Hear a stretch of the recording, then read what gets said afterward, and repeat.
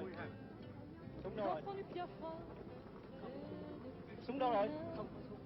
He says he doesn't have. You don't have no weapon? Tell him put his pistol back on.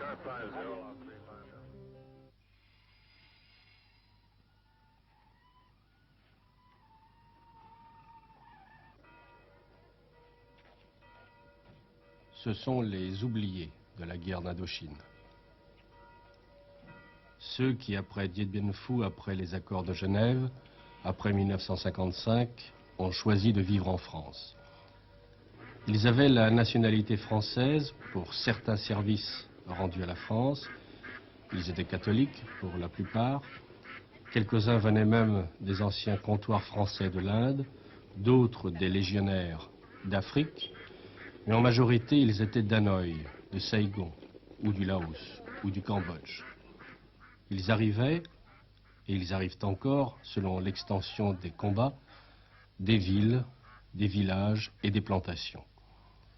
Presque tous se sont dispersés à travers la France, mais les autres, ceux qui n'avaient pas de relations, ceux qui voulaient rester entre eux, sont allés de camp en centre d'accueil, ballottés au hasard des paperasses de l'administration française, et ont échoué près de Noyant, un village du Bourbonnais, dans un groupe de corons abandonnés, où ils essaient chaque année de reconstituer la fête du Tête, comme au pays.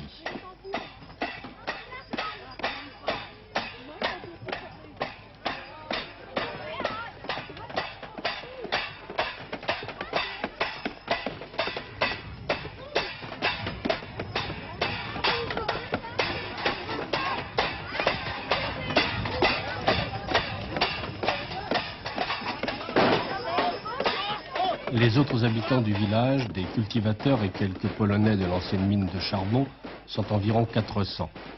Les rapatriés sont plus de 1000, avec une moyenne de 8 à 10 enfants par famille.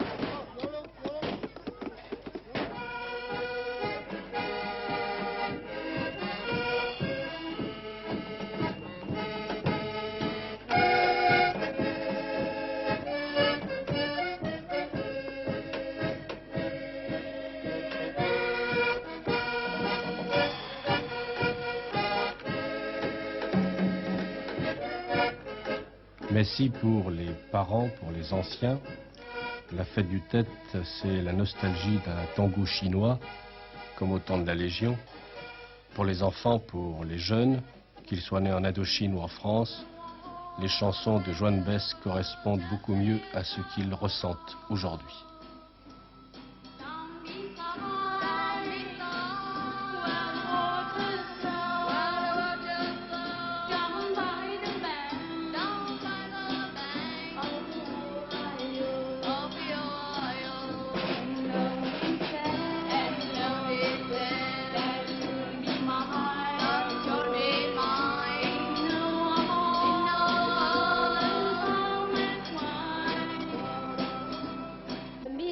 La domination des Chinois, 100 ans sous la domination des Français, et chaque chanson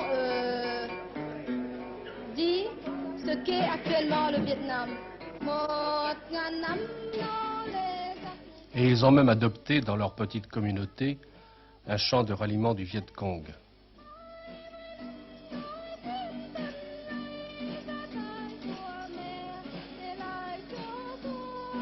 Un chant qui raconte que le seul héritage qu'il leur est laissé au Vietnam, ce sont des forêts détruites, des rizières arides, des maisons en feu, des montagnes de tombes, et qu'il faut maintenant tout refaire.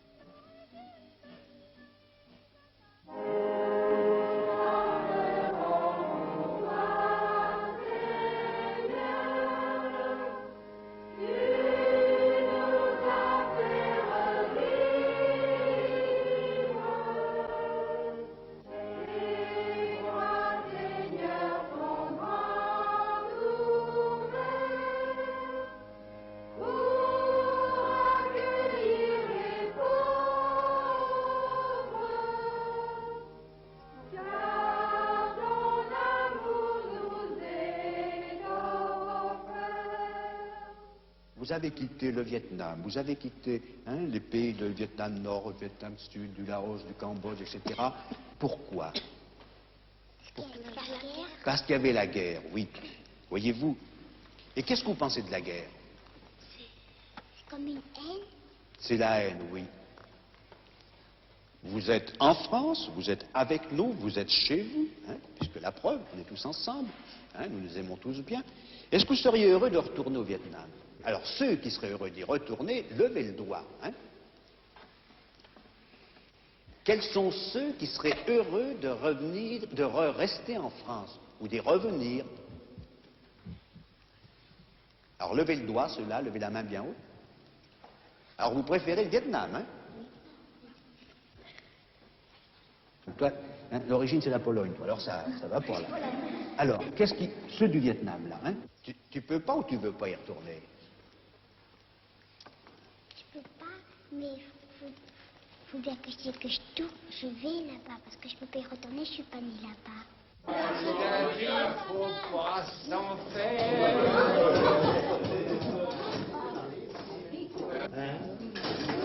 Arrêtez. J'ai dit qu'il était énervé un peu ce soir.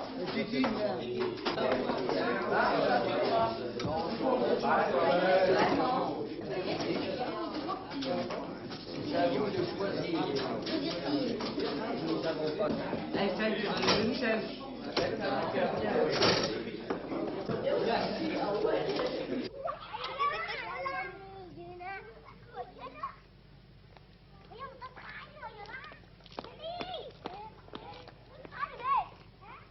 Noyant, pour moi, c'est un ghetto qui constitue une sorte d'Indochine en miniature. Si vous arrivez à Noyant, vous voyez tout de suite des corons, c'est-à-dire des anciennes maisons des mineurs, fort délabrées. La communauté de Noyant, apparemment, elle est complètement endormie, passive, si vous voulez. Il y en a qui ne veulent plus lutter parce qu'ils sont habitués par la misère, par la guerre. Ils sont marqués, si vous voulez, par ces souffrances. Ils ont l'habitude de subir. Joséphine a 18 ans, elle est lycéenne, elle veut retourner au Vietnam.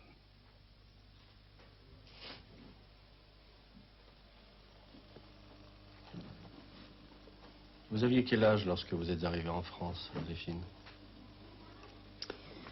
9, 10 ans. Et quel souvenir gardez-vous de votre arrivée en France? Un souvenir assez désagréable. C'est-à-dire, expliquez un petit peu. Parce que lorsque j'étais encore au Vietnam, on me parlait, en me parlant de la France, on disait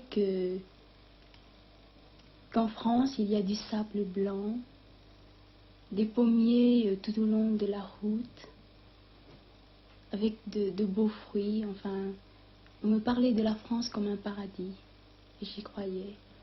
Puis finalement, lorsque je suis arrivée, c'était en plein hiver, avec de la neige, que j'ai vue pour la première fois d'ailleurs.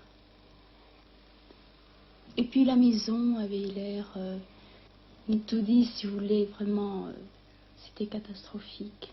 C'était très triste. On marchait dans la boue un peu. Et j'étais déçue.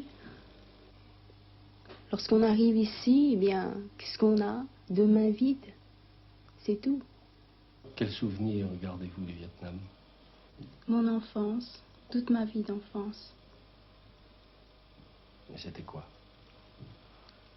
Une vie assez tourmentée.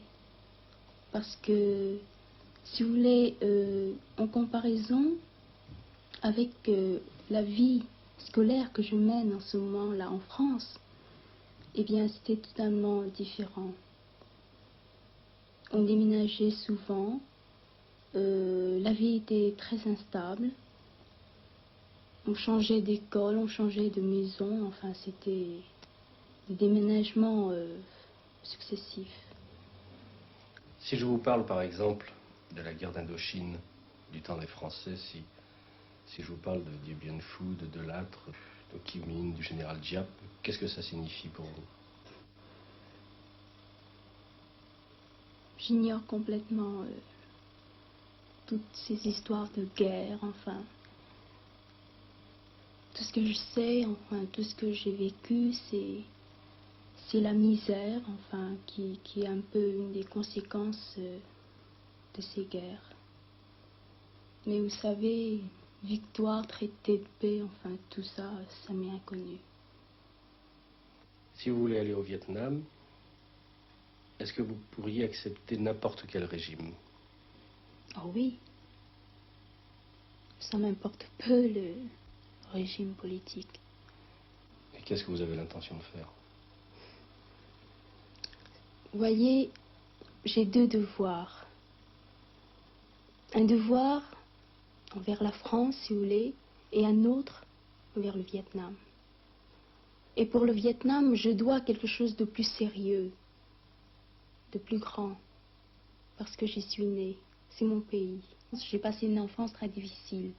Et il y a d'autres enfants qui arrivent et qui vont subir le même sort. Et je ne veux pas les voir malheureux. C'est pour ça que j'ai envie de réagir. Si vous allez là-bas, il y a quand même une autre manière de vivre. Est-ce que vous ne pensez pas à ça? Si, bien sûr. Justement, ce qui est grave, c'est que je me sens à la fois mal ici, et puis j'ai l'impression que quand je serai là-bas, je ne serai pas bien non plus. Je suis dans ce flottement, c'est terrible, parce que ici, j'ai l'impression que mes camarades français ne m'acceptent pas totalement. Ça se comprend parce que je n'ai pas leur mentalité, enfin, et puis peut-être que ma façon de voir, ma façon de me comporter peut les choquer aussi dans une certaine mesure. Et puis, je pense aussi que quand je serai, peut-être dans 10 ans, quand je serai au Vietnam, eh bien, je me sentirai aussi rapatriée en quelque sorte, parce que mon attitude ou ma façon de m'exprimer aurait déjà une nuance européenne. Et j'ai peur que ce sera dur aussi. J'ai l'impression de regretter d'être venue en France, c'est pas vrai du tout.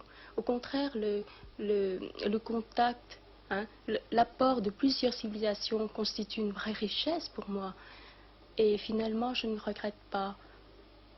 Mais je sens que ce sera dur finalement.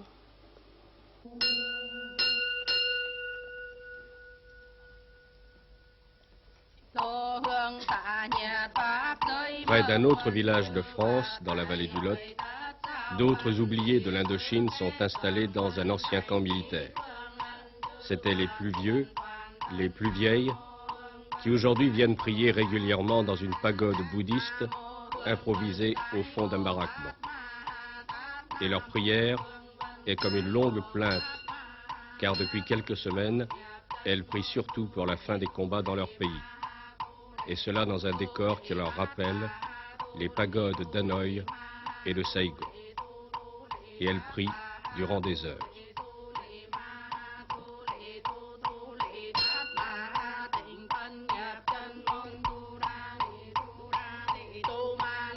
Entre les rapatriés et les habitants de Noyant ou de Sainte-Livrade, les rapports sont cordiaux. Deux civilisations se côtoient sans problème, mais ne se mêlent pas beaucoup, car l'intégration des déracinés est toujours difficile, et cela partout dans le monde, quelles que soient les bonnes volontés.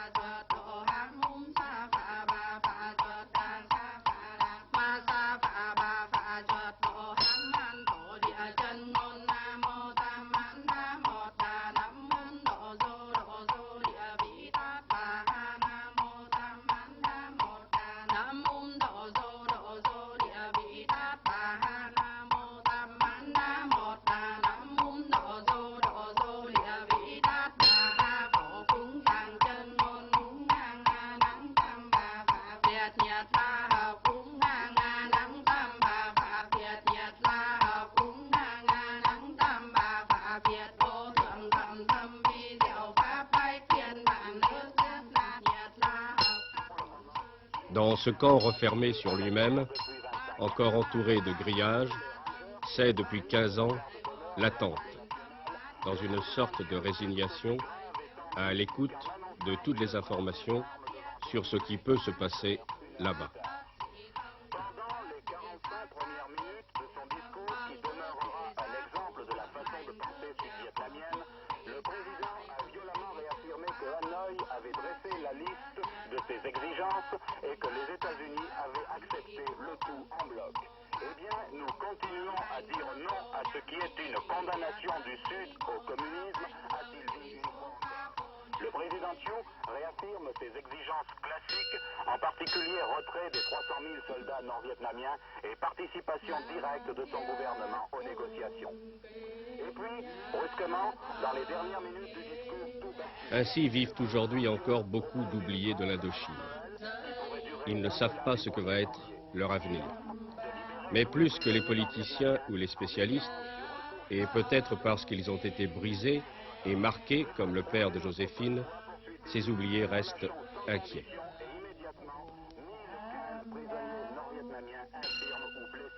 Ce matin, les conversations ont porté sur les aspects internationaux d'une solution vietnamienne, c'est-à-dire les garanties par les grandes puissances.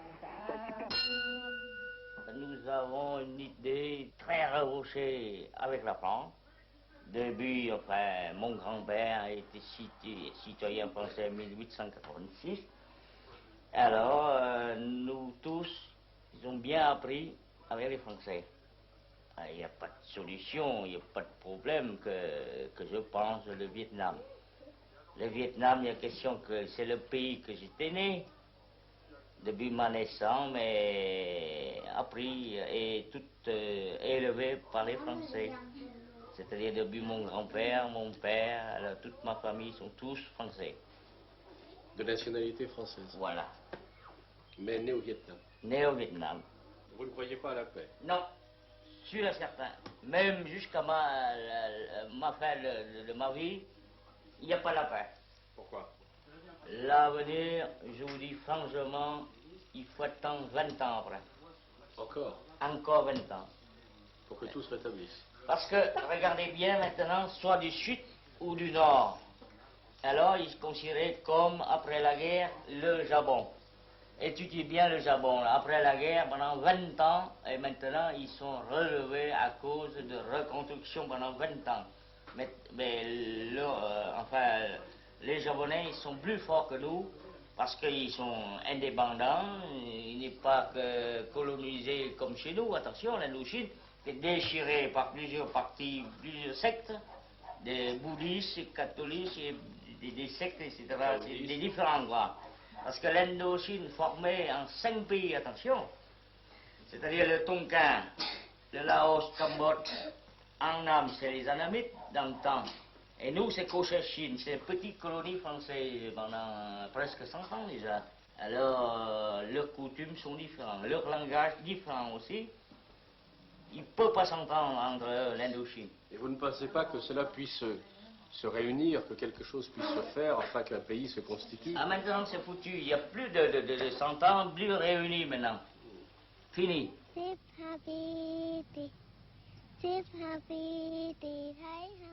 Dans notre pays, nous étions heureux. Dans le Nord Laos, il y a des fleurs. Ici, ce n'est pas aussi beau, mais un jour, nous repartirons.